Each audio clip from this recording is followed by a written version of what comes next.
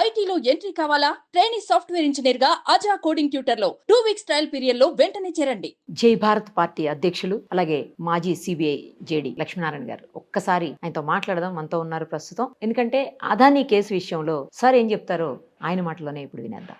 Sir నమస్తే. నమస్కారం. Adani case చూస్తున్నాము. యుఎస్లో ఫండ్స్ రైజ్ చేసి వాటిని ఇక్కడ ఇల్లీగల్గా లంచాలు ఇచ్చారు అనేది కేసు రిజిస్టర్ అయింది. అక్కడ రిజిస్టర్ అయిన కేసులు అసలు ఏముండదు, అమెరికాలో కేసులు చాలా రిజిస్టర్ అయిన ఇంతకుముందు కూడా ఎవరు పట్టించుకోరని కొంతమంది అంటుంటే, లేదు అమెరికాలో చట్టాలు చాలా తీవ్రంగా ఉంటాయి, ఖచ్చితంగా కఠినమైన శిక్షలు అమలవుతాయి, నేను అరెస్ట్ తప్పదు అని చెప్పేసి కొంతమంది మాట్లాడుతున్నారు. మొత్తం డీటెయిల్స్ చెప్పండి సార్ అసలు దీనికి సంబంధించి. అంటే ముందుగా మనం భారతదేశం యొక్క ఎనర్జీ రిక్వైర్మెంట్ ప్రస్తుతం ఎంత ప్రొడ్యూస్ చేస్తున్నది అనేది ఒక 5 minutes. అలాగే సార్. భారతదేశంలో ప్రస్తుతం 4,52,000 మెగావాట్లు మనం ప్రొడ్యూస్ చేస్తున్నాం. దీన్ని 2030వ సంవత్సరానికి సుమారుగా 500 మెగావాట్లు, అంటే 5 లక్షల గిగావాట్లు అంటాం. ఒక గిగావాట్ అంటే 1000 మెగావాట్లు. అంటే 2030వ సంవత్సరానికి 500 గిగావాట్లు, అంటే 5 లక్షల మెగావాట్లు ప్రొడ్యూస్ చేయాలన్నది. అందులో 50% రెన్యూవబుల్ ఎనర్జీ సోర్సెస్, అంటే సోలార్ కావచ్చు, విండ్ కావచ్చు, వీటిల ద్వారా చేయాలన్నది ఒక సంకల్పం. దాంతో ఏమవుతుందంటే మనకు solar energy corporation of India అని ఒక దాన్ని ఏర్పాటు చేశారు 2010. దాన్ని సెకీ అంటారు, solar energy corporation of India. ఇది ఏం చేస్తుందంటే బేసిక్గా ఏ రాష్ట్రాల్లో ఎంతెంత డిమాండ్ ఉందన్నది కలెక్ట్ చేసి ఆ తర్వాత వాళ్ళు టెండర్స్ ఫ్లోట్ చేస్తారు. అంటే ఎవరైతే ఈ సోలార్ ఎనర్జీ సప్లై చేయగలరో అలాంటి వాళ్ళను టెండర్స్ పిలిచి వాళ్ళు ఏ రేట్కి ఇస్తారో కనుక్కొని దాన్ని బట్టి వాళ్ళకి టెండర్స్ ఇస్తుంటారు. ఇది సర్వసాధారణంగా భారతదేశంలో సోలార్ ఎనర్జీ కానీ విండ్ ఎనర్జీ కానీ దీని గురించి జరుగుతున్న ప్రక్రియ. సో ఇందులో ఏమైందంటే ఐ థింక్ 2019వ సంవత్సరంలో ఒక 12,000 మెగావాట్లు, అంటే 12 గిగావాట్స్కి ఈ సెకీ అన్నది టెండర్స్ ఇచ్చింది. ఆ టెండర్స్ ఇస్తే అందులో 2 కంపెనీలు పార్టిసిపేట్ చేశారు. ఒకటిది వచ్చేసి Adani green energy limited, AGEL అంటారు. తర్వాత ఇంకోటి వచ్చేసి అజూర్, AZURE, అంటే ఇది US బేస్డ్ కంపెనీ, వాట్ల కంపెనీస్ నుంచి. సో ఇందులో అదానీకి 8 గిగావాట్లు, అజూర్ కంపెనీకి 4 గిగావాట్స్ వాళ్ళు శాంక్షన్ చేశారు. అంటే వాళ్ళు ఇచ్చిన దీన్ని బట్టి వీళ్ళు 8 గిగావాట్స్ వీళ్ళు ప్రొడ్యూస్ చేయాలి, వీళ్ళు 4 గిగావాట్స్. ఇదేంటంటే ఈ స్కీము కేవలం మీరు ప్రొడ్యూస్ చేసి, ఇప్పుడు ఏమవుతుందంటే మనం సోలార్ ఎనర్జీ తయారు చేసుకోవడానికి ఫోటో వోల్టాయిక్ సెల్స్ అని ఉంటాయి, మన వీటి మీద పెడుతుంటాం, మన మిద్దెల మీద చిన్న చిన్న సెల్స్. అవన్నీ ఏంటంటే ప్రస్తుతం చైనా నుంచి వస్తుంది. కానీ ఇప్పుడు ఈ స్కీమ్లో వాళ్ళు ఏం ప్రవేశపెట్టారంటే మీకు 8 గిగావాట్లు ఇస్తున్నాము, అందులో 2 గిగావాట్లు మీరు కంపెనీ పెట్టాలి. అంటే 2 గిగావాట్లకు కావాల్సినన్ని ఫోటో వోల్టాయిక్ సెల్స్ మీరే ప్రొడ్యూస్ చేయాలి. అంటే అన్ని అక్కడి నుంచి తెచ్చుకోవడం కాదు. కాబట్టి మీరు ఇక్కడ పెడితే ఇక్కడ ఎంప్లాయ్మెంట్ వస్తుంది. ఆ విధంగా ఈ 8 గిగావాట్లు వీరికి, తర్వాత అజూర్ కంపెనీ కూడా 4 గిగావాట్లు, వాళ్ళు కూడా ఈ మ్యానుఫ్యాక్చరింగ్ ఫెసిలిటీ పెట్టాలి. సో ఆ విధమైన టెండర్ శాంక్షన్ అయింది. కానీ ఏమైందంటే అప్పుడు సాధారణంగా ప్రొసీజర్ ఎలా ఉంటుందంటే ముందు వీళ్ళ రిక్వైర్మెంట్స్ అన్ని కనుక్కొని ఆ తర్వాత ఈ కంపెనీస్కి టెండర్ పిలుస్తారు. కానీ ఈ పర్టికులర్ దాంట్లో స్టేట్స్కి ఏం రిక్వైర్మెంట్ కావాలన్నది తెలుసుకోకుండా డైరెక్ట్గా వీళ్ళు ఈ 12 గిగావాట్లకు టెండర్ ప్రకటించి వీళ్ళిద్దరికీ ఇచ్చారు. సో వీళ్ళని ఏమంటారంటే పవర్ పర్చేసింగ్ అగ్రిమెంట్స్ అంటారు, PPAలు అంటారు. అంటే మీరు ఒక యూనిట్ని ఎంతకు సప్లై చేయగలరు అన్నది పవర్ పర్చేజ్ అగ్రిమెంట్.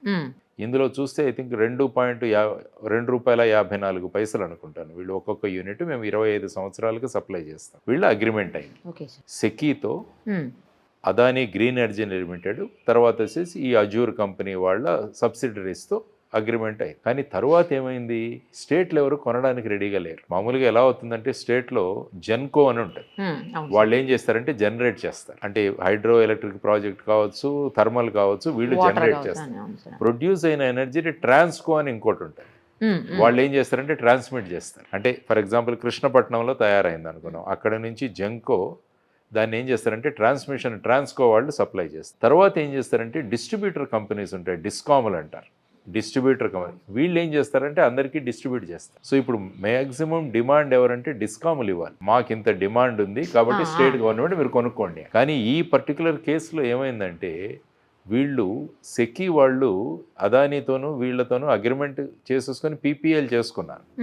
కానీ వీళ్ళది ఇంకా రాలేదు డిమాండ్స్. అప్పుడు ఏం చేశారంటే డిమాండ్స్ రాలేదని చెప్పి వీళ్ళు స్టేట్ గవర్నమెంట్లను అప్రోచ్ అవ్వడం మొదలుపెట్టారు. యాక్చువల్గా నేను చెప్పినట్టు రివర్స్ అవుతుంది. మాకు ఇంత రిక్వైర్మెంట్ ఉందంటే వాళ్ళు వీళ్ళు టెండర్, అడగాలి కానీ మొదట ఏం చేశారు, ఇందులో టెండర్ ఫ్లోట్ చేసేసారు. చేసిన తర్వాత వీళ్ళని అడగడం మొదలుపెట్టారు. వీళ్ళు మాకొద్దు, దీనికన్నా తక్కువ రేట్లో మాకు పవర్ వచ్చే ఆస్కారం ఉంటుంది కాబట్టి మేము అగ్రిమెంట్ చేసుకోమన్నా కూడా కొంతమంది అన్నారు. ఎందుకంటే గుజరాత్లో ఒక ప్రాంతంలో కేవలం ₹1.99 ఒక యూనిట్ ఇవ్వడానికి రెడీగా ఉన్నాయి కొన్ని కంపెనీలు, కానీ వీళ్ళు ₹2.54. అందువల్ల ఏమవుతుందంటే మేము మీకు బ్రైబ్స్ ఇస్తాము, మీరు అగ్రిమెంట్లు చేసుకోండి. సో దాని ద్వారా ఈ బ్రైబ్ అన్నది ఏదైతే ఉందో సుమారుగా 2029 కోట్లు, అందులో సుమారుగా ఒక 1700 కోట్లు ఇక్కడ ఆంధ్రప్రదేశ్లోకి వచ్చిందని. మిగతా 4 రాష్ట్రాలు ఒరిస్సా, తమిళనాడు, తర్వాత వచ్చేసి ఛత్తీస్గఢ్, ఆ తర్వాత జేఎండ్కే, వీళ్లకు సుమారుగా 680 కోట్లు అక్కడికి వెళ్ళిందన్నది ఆ యుఎస్లో ఏవైతే వాళ్ళు యుఎన్ జస్టిస్ డిపార్ట్మెంట్.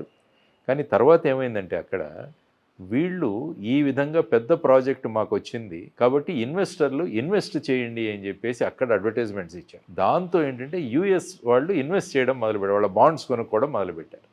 అందువల్ల ఏమొచ్చిందంటే security and exchanges committee, SEC అన్నది కూడా వచ్చింది. అక్కడ చట్టాలు ఉన్నాయి. ఒక చట్టం ఏంటంటే foreign officials non bribery act అని ఒకటి ఉంది. అంటే ఇటువంటి వాటిని చేసేటప్పుడు మీరు ఫారిన్ నేషనల్ వాళ్ళకి బ్రైబ్స్ ఇస్తే, అంటే లంచాలు ఇస్తే, అది ఈ చట్టానికి వ్యతిరేకం అని చెప్పి ఒక చట్టం. ఓకే. సో ఇందులో 2 విషయాలు ఉన్నాయి. ఒకటి వచ్చేసి ఈ విధంగా మీరు లంచాలు ఇవ్వడం అన్నది ఆ చట్టానికి వ్యతిరేకం కాబట్టి క్రిమినల్ యాక్షన్. ఈ విధంగా మీకు పెద్ద ప్రాజెక్ట్ వచ్చిందని చెప్పి మేము లంచాలు ఇచ్చామన్న దాన్ని మీరు దాచిపెట్టి మా యుఎస్ ఇన్వెస్టర్ల దగ్గర నుంచి మీరు డబ్బులు ఇన్వెస్ట్ చేయించుకున్నారు కాబట్టి వీళ్ళను మోసం చేశారన్నది ఒక సివిల్ సూట్. అది సెక్యూరిటీ ఎక్స్చేంజెస్ కమిషన్ వాళ్ళు వేసింది. కాబట్టి 2 సూట్లు నడుస్తున్నాయి అందులో 8 మంది మీద. అందులో ముఖ్యంగా గౌతమ్ అదాని, ఆ తర్వాత వరుణ్ అదాని అనే ఒకతను, తర్వాత వినీత్ జైన్ అని, ఇలా ఒక 8 మంది మీద ఈ సూట్స్ అన్నవి వేయడం జరిగింది. సో ఇది ప్రస్తుతం జరుగుతుంది. అందులో వాళ్ళు ముఖ్యంగా పేర్కొన్నది ఏంటంటే ఫారిన్ అఫీషియల్ అని ఒక కోట్ ఇచ్చారు. అందులో అది మీరు చదివానది, వాళ్ళు చేసిన ఛార్జ్షీట్ కానీ ఆ కంటెన్షన్ కానీ, అందులో ఆ ఫారిన్ అఫీషియల్ దాంట్లో he was occupying an important position from May 2019 to June 2024 of Andhra Pradesh అని ఇచ్చి పేరెవరిది మెన్షన్ చేయలేదు. కానీ ఒక దాంట్లో Gautam Adani met then chief minister of Andhra Pradesh అన్నది కూడా రాసింది. సో ఇప్పుడు ప్రస్తుతం ఉన్నది ఏంటంటే ఈ సూట్స్ అక్కడ వేస్తున్నారు, దాని మీద జరుగుతుంది. సో ఇందులో ఇక్కడ ఫారిన్ అఫీషియల్ ఎవరు, ఆర్ స్టేట్ గవర్నమెంట్ అఫీషియల్స్ ఎవరు, తర్వాత మిగతా 4 రాష్ట్రాల్లో 680 కోట్లు ఏదో వెళ్ళింది, దాన్ని ఎవరికి ఇచ్చారు, ఇవన్నీ కూడా. తర్వాత వాళ్ళు ఏంటంటే బేసిక్గా ఈ బ్రైబ్ డీటెయిల్స్ ఎక్కడ ఎవరికి ఇచ్చామన్నది ఈ వినీత్ జైన్ అన్న అతని ఫోన్లో ఉందని చెప్పేసి ఆ ఫోన్ కూడా వాళ్ళు సీజ్ చేశారు. సో అది కూడా వాళ్ళు ఎవరికి ఆ డీటెయిల్స్ ఇవ్వలేదు, కానీ అతని దగ్గర ఫోన్లో ఈ డీటెయిల్స్ అన్నీ ఉన్నాయని చెప్పేసి అక్కడ మెన్షన్ చేయడం జరిగింది. సో ఇప్పుడు ఈ విధమైన పరిస్థితిలో ప్రస్తుతం ఉంది. అంటే వాళ్ళు ఎవరికి ఇచ్చారు, ఎక్కడిచ్చారు, ఎలా ఇచ్చారు, ఏ అకౌంట్లో వేశారు, అది అకౌంట్ రూపంలో వేశారా లేకుంటే క్యాష్ రూపంలో ఇచ్చారా, ఎలాంటిది అన్నది కూడా బయటికి రావాలి. లేకుంటే ఏమవుతుందంటే మామూలుగా ట్యాక్స్ హెవెన్స్ అని ఉంటాయి కంట్రీస్, కొన్ని మారిషియస్ ఉంటుంది, ఐల్ ఆఫ్ మ్యాన్ అని ఒకటి ఉంటుంది, బ్రిటిష్ వర్జిన్ ఐలాండ్స్ ఉంటుంది. అక్కడ ఏంటంటే ఇలాంటి షెల్ కంపెనీస్ ఫామ్ చేసి అక్కడికి వెళ్ళిపోతుంది డబ్బు. సో ఇప్పుడు ఆ ఇన్వెస్టిగేషన్ వాళ్ళు ఎలా చేస్తారన్నది కూడా ఒక విషయం. కానీ ఫైనల్గా వాళ్ళు తేల్చింది ఏంటంటే ఈ మొత్తం డీల్లో 2029 కోట్ల రూపాయలు లంచాలుగా ఇవ్వడం జరిగింది. ఇదైతే కన్ఫామ్గా వాళ్ళు రాశారు.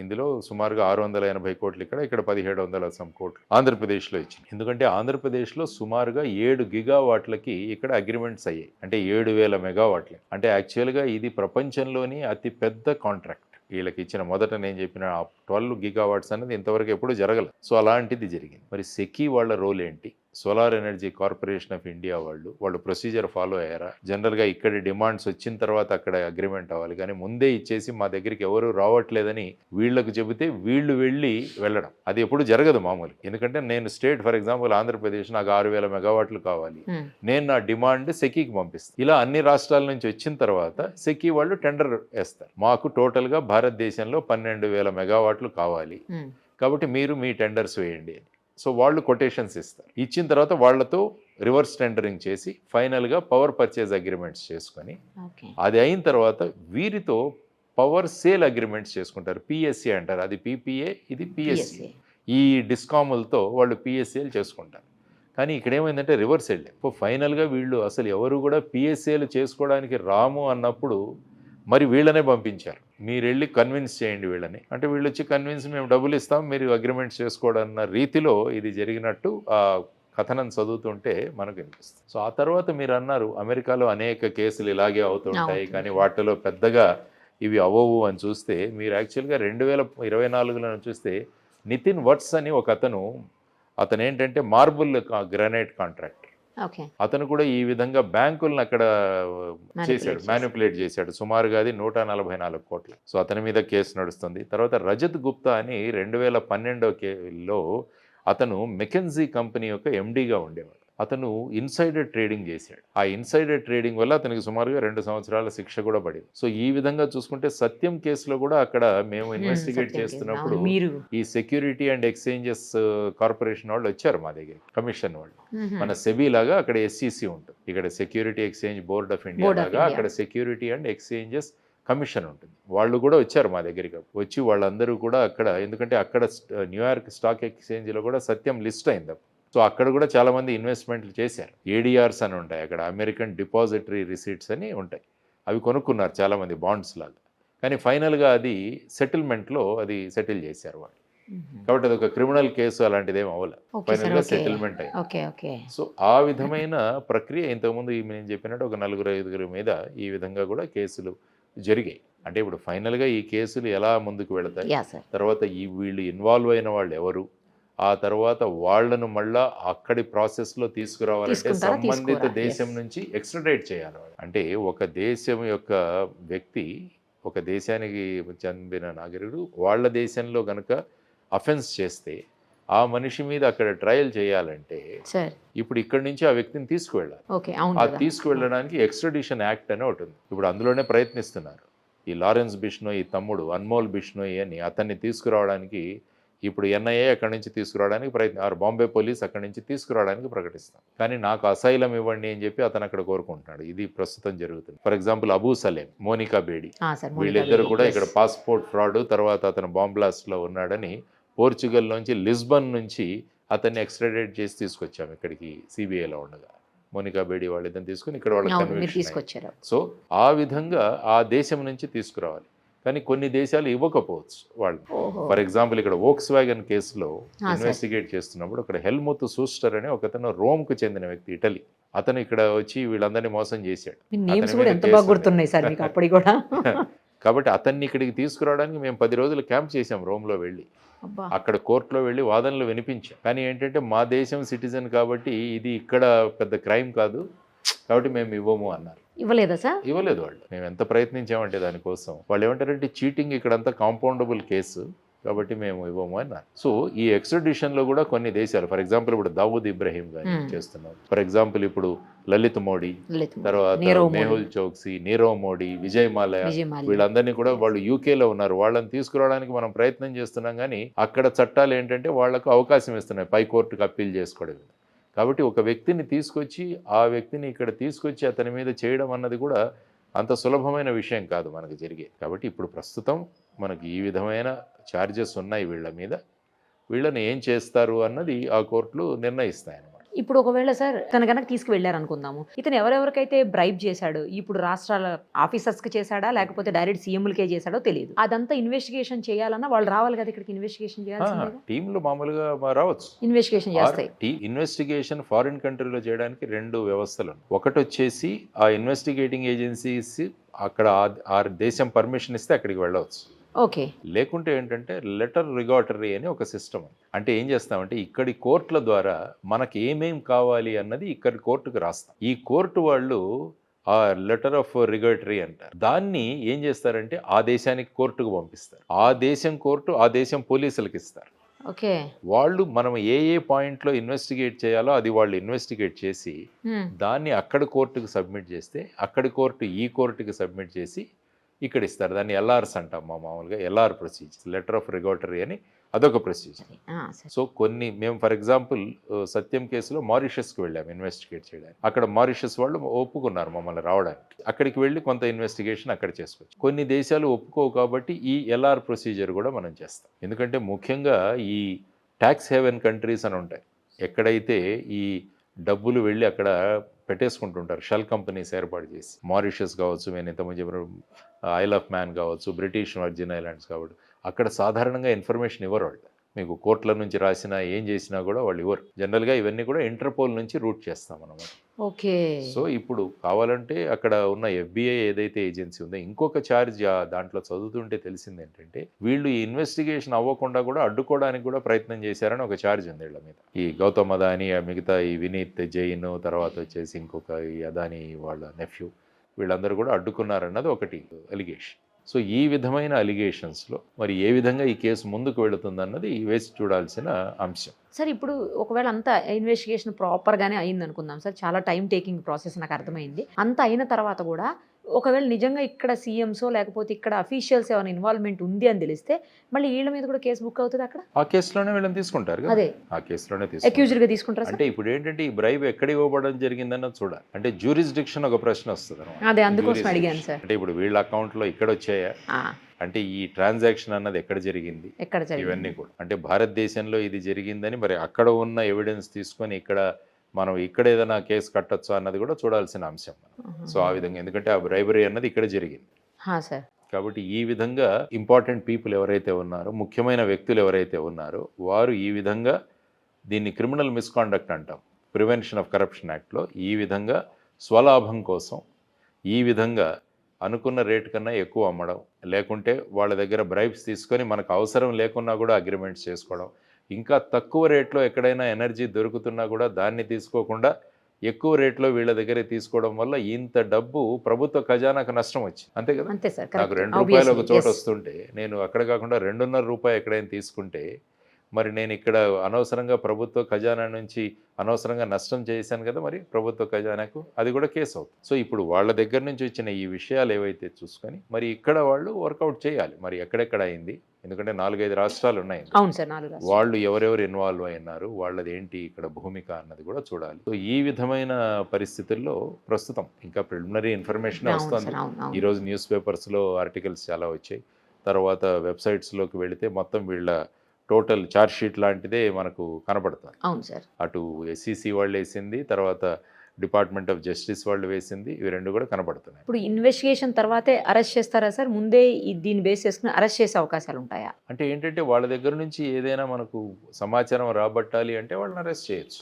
అరెస్ట్ చేసే సందర్భంలో వాళ్ళ దగ్గర నుంచి ఇన్ఫర్మేషన్ రాబట్టాలి అన్నది, లేకుంటే కోర్టుకి డైరెక్ట్గా ఛార్జ్ షీట్ ప్రొడ్యూస్ చేసి వాళ్ళకి కోర్టులో పిలిచి అక్కడ ట్రయల్ నడపచ్చు. అలా కూడా ఓకే సార్. ఓకే, అసలు అరెస్టే లేకుండా ఎందుకంటే ఇది మొత్తం కూడా డాక్యుమెంట్స్ రూపంలో ఉందని వాళ్ళు అంటున్నారు. ఎందుకంటే ఇప్పుడు ఏది చూసినా కూడా సికి వాళ్ళు ఇచ్చిన టెండరు, ఆ తర్వాత టెండర్లో పార్టిసిపేషను, ఆ తర్వాత వచ్చేసి వీళ్ళకి ఇచ్చిన PPA, ఆ తర్వాత స్టేట్స్ సికితో చేసుకున్న PSA, పవర్ సేల్ అగ్రిమెంట్స్, అవన్నీ కూడా పేపర్ మీద దొరుకుతాయి, మనకి ఎక్కడా లేదు. ఇప్పుడు మెయిన్ పార్ట్ వచ్చేసి బ్రైబ్, వాళ్ళకు పే చేసిన ఈ లంచాలు అన్నవి ఎక్కడి నుంచి పే చేశారు, ఎలా ఏ ట్రాక్లో ఎలా వెళ్ళింది అన్న దాని గురించి వెళ్ళారు. ఎందుకంటే వీళ్ళు ఎవరెవరిని కలిశారు ఇలాంటివన్నీ కూడా దీంట్లో రాశారు, ఎవరు ఏ డేట్న ఎలా కలిశారని. అది కూడా ఒక ఇన్వెస్టిగేటింగ్ ఏజెన్సీస్ కూడా ఈ వాళ్ళు రాసిన సీక్వెన్స్ కూడా మంచి గైడింగ్. అంటే వాళ్ళు రాసిన పాయింట్స్ ఏ విధంగా ఒక్కొక్క ఇష్యూని ఏ విధంగా టేకప్ చేశారని సుమారుగా 30-40 పేజీల ఇది ఉంది అందులో వాళ్ళు ఇచ్చిన ఛార్జ్ షీట్లో. సార్ అసలు ఇండియన్ చట్టాలు టఫ్ ఉంటాయా లేకపోతే అమెరికన్ చట్టాలు టఫ్ ఉంటాయా? అమెరికన్ చట్టాలు చాలా టఫ్గా ఉంటాయి. ఎందుకంటే ఇండియాలో ఏమవుతుందంటే మనం ఒక 10 సెక్షన్లు వేస్తాం, ఒక్కొక్క సెక్షన్కి రేపు కోర్టులో శిక్ష పడింది అనుకుందాం. కానీ ఇక్కడ సాధారణంగా ఏమంటారంటే ఇవన్నీ కూడా అన్ని కలిపి నడుస్తాయి. అంటే కంకరెంట్ ఉంటుంది అన్నదొకటి, తర్వాత వచ్చేసి వన్ ఆఫ్టర్ ది అదర్. అంటే అమెరికాలో ఎలా ఉంటుందంటే దీనికి 5 సంవత్సరాల శిక్ష అయితే ఈ 5 సంవత్సరాల శిక్ష తర్వాత ఈ 7 సంవత్సరాల శిక్ష, 8 సంవత్సరాలు, అలా మీరు చూసుకుంటే కొన్ని కేసుల్లో 100 సంవత్సరాల శిక్షలు కూడా పడిన కేసులు ఉన్నాయి అమెరికాలో. సో ఆ విధంగా ఫైనల్గా అక్కడ ఉన్న జడ్జి, ఆ తర్వాత అక్కడ కూడా అప్పీల్ ఉంటుంది పై కోర్టు, తర్వాత ఫైనల్గా ఫెడరల్ కోర్ట్స్, ఇవన్నీ తీసుకొని వాళ్ళ నిర్ణయం. ముందు ఇక్కడ ఇది ఛార్జ్ షీట్, దాని తర్వాత ట్రయల్ నడవాలి. ఎందుకంటే దీంట్లో గౌతమ్ అదానీ గారు ఏమన్నారంటే ఇటువంటిది ఏది జరగలేదు, దీంట్లో ఏమాత్రం తథ్యం లేదు అని వాళ్ళు కూడా ప్రెస్ నోట్ ఇష్యూ చేశారు. కాబట్టి అక్కడ అమెరికాలో జరిగినా ఏది జరిగినా కూడా అందరికీ వాళ్ళకి ఛాన్స్ ఇస్తారు. ఇవి పోలీస్ ఇన్వెస్టిగేషన్లో కానీ SEC ఎంక్వైరీలో కానీ తేలిన అంశాలు. మీరు ఏం చెబుతారు అన్నది కూడా వాళ్ళని అడుగుతారు. లేకపోతే ట్రయల్లో కూడా వాళ్ళ డిఫెన్స్ వాళ్ళు ప్రొడ్యూస్ చేస్తారు. వాళ్ళు ఆల్రెడీ ప్రెస్ నోట్ ఇచ్చున్నారు, ఇలాంటిది ఏమీ జరగలేదు. కాబట్టి వాళ్ళకు కూడా ఒక ఆపర్చునిటీ దొరుకుతుంది. దాని మీద వాళ్ళు ఏ విధంగా కోర్టులో కేసు నడుస్తుందన్నది చూడాలి. మనకంటే ఫాస్ట్గా అవుతుందా సార్ అక్కడ అందరూ ట్రైల్ ఫాస్ట్ కదా? ట్రయల్స్ అన్ని ఫాస్ట్గా జరిగాయి. ఎందుకంటే అక్కడ ఎలా ఉంటుందంటే చిన్న చిన్న కేసులు పెద్ద రిజిస్టర్ అవ్వవు. అక్కడ ఏంటంటే ఒక సిరీస్ ఆఫ్ అఫెన్సెస్ జరిగితే అక్కడ అఫెన్స్ రిజిస్టర్ చేస్తారు. తర్వాత కూడా ఏంటంటే ఫాస్ట్ డిస్పోజల్ ఉంటుంది. అక్కడ డిస్పోజల్ ఫాస్ట్గా ఉంటుంది. ఎందుకంటే జనాభా తక్కువ బేసిక్గా అక్కడ 37 కోట్లు మొత్తం మీరు అమెరికా తీసుకుంటే. కొంచెం మన మీద క్రైమ్స్ కూడా తక్కువే అంటారు సార్ మరి. క్రైమ్స్ అక్కడ బేసిక్గా ఏంటంటే క్రైమ్స్ అన్నవి తక్కువగానే అక్కడ మెయిన్గా అమెరికాను పట్టి పీడిస్తున్నది ఏంటంటే వెపన్ కల్చర్, గన్ కల్చర్. ఇప్పుడు చూడండి, మీరు ప్రతి 15 రోజులకి ఏదో ఒక యూనివర్సిటీలోనో, స్కూల్లోనో, మాల్లోనో, రెస్టారెంట్లోనో ఎవరో వచ్చి ఫైర్ చేశారు, లేదంటే వాళ్ళని వాళ్ళు కాల్చుకొని అలాంటివి చాలా. ఎందుకంటే గన్ కల్చర్ చాలా ఎక్కువ ఉంటుంది. ఎందుకంటే వెపన్స్ ఈజీగా దొరుకుతాయి మీకు అక్కడ. సో వాటిని కొనుక్కోవచ్చు, మీరు పెట్టుకోవచ్చు. ఇవన్నీ మనలాగా కాదు సార్. డొనాల్డ్ ట్రంప్ ఆయన క్యాంపెయినింగ్ చేస్తున్నప్పుడు కూడా 2-3 సార్లు, ఒకసారి కాల్చారు, తర్వాత ఇంకొక వ్యక్తి వెపన్తో దొరికాడు. ఇవన్నీ కూడా అంటే వెపన్స్ తీసుకెళ్లడం అన్నది చాలా సర్వసాధారణంగా జరుగుతుంది. అంటే అక్కడ ఏమంటారంటే ఇంత పెద్ద విశాలమైన భూభాగంలో ప్రతి ఒక్కరికి స్టేట్ అన్నది సెక్యూరిటీ ఇవ్వలేదు. కాబట్టి గన్స్ ఫ్రీగా పెడదాం, వాళ్ళ సెక్యూరిటీ వాళ్ళే చూసుకుంటున్నారు అన్నది వాళ్ళ అభిప్రాయం. అదే మన దేశంలో అయితే ఎవరికైనా వెపన్ లైసెన్స్ ఇవ్వడానికి చాలా ఆలోచన చాలా ఉంటుంది. కాబట్టి చాలా ప్రాసెస్ ఉంటుంది. కాబట్టి అక్కడ ఏంటంటే ఆ గన్ కల్చర్ అనేది చాలా ఎక్కువగా ఉంటుంది. మార్కెట్లో మీరు షాప్కి వెళ్ళి కొనుక్కోవచ్చు వెపన్స్. మామూలుగా మనం మాల్కి వెళ్ళినట్టు అక్కడికి వెళ్ళి వెపన్స్ గ్రాసరీస్ కొనుక్కున్నట్టు. సార్ తర్వాత ఇంటర్పోల్ ఇంటర్ఫీరెన్స్ కూడా ఉంటుందా సార్ ఇలాంటి కేసెస్లో యూజువల్గా? ఇంటర్పోల్ ఏంటంటే మామూలుగా ఒక అన్ని పోలీసింగ్ ఏజెన్సీస్కి కూడా కోఆర్డినేషన్. ప్రతి కంట్రీలో కూడా ఇంటర్పోల్కి ఒక ఏజెన్సీ రిప్రజెంటేటివ్ ఉంటారు. ఫర్ ఎగ్జాంపుల్ భారతదేశంలో చూసుకుంటే ఇంటర్పోల్కి ఏజెన్సీ సిబిఐ. ఫర్ ఎగ్జాంపుల్ ఏదైనా సపోజ్ ఏపీ స్టేట్ పోలీస్ వాళ్ళకి ఫర్ ఎగ్జాంపుల్ ఫ్రాన్స్లో ఏదో ఒక ఇన్ఫర్మేషన్ కావాలి, కాబట్టి వాళ్ళు ఏం చేస్తారంటే సిబిఐకి అప్లై చేస్తారు. సిబిఐ వాళ్ళు ఇంటర్పోల్కి రాస్తే ఇంటర్పోల్ వాళ్ళు అక్కడ ఫ్రాన్స్లో ఇంటర్పోల్ ఎవరైతే ఏజెంటో వాళ్ళకి రాస్తారు. సో వాళ్ళు ఆ ఇన్ఫర్మేషన్ కలెక్ట్ చేసి ఇస్తారు. అంటే ఈ కోఆర్డినేషన్ కోసం ఇంటర్నేషనల్ పోలీస్, ఈ ఇంటర్పోల్ అన్నది ఆ విధంగా కోఆర్డినేట్ చేస్తుంది అందరికీ కావాల్సిన ఇన్ఫర్మేషన్. సో ఇక్కడ కూడా అవసరమైతే ఇన్వాల్వ్ అవ్వచ్చు. ఇంటర్పోల్ చేయొచ్చు. ఇంటర్పోల్ డైరెక్ట్గా వాళ్ళకి ఏం కావాలో అన్నది చేస్తే ఇక్కడ నుంచి డీటెయిల్స్ ఏమన్నా కావాలంటే అవి కూడా ఇవ్వచ్చు. సో ఆ విధమైన దీంట్లో నడుస్తుంది. Thank you sir, thank you so much. నమస్కారం. సుమన్ టీవీలో మీ పర్సనల్ అండ్ బిజినెస్ ప్రమోషన్స్ కోసం కింది నెంబర్కి కాంటాక్ట్ చేయండి.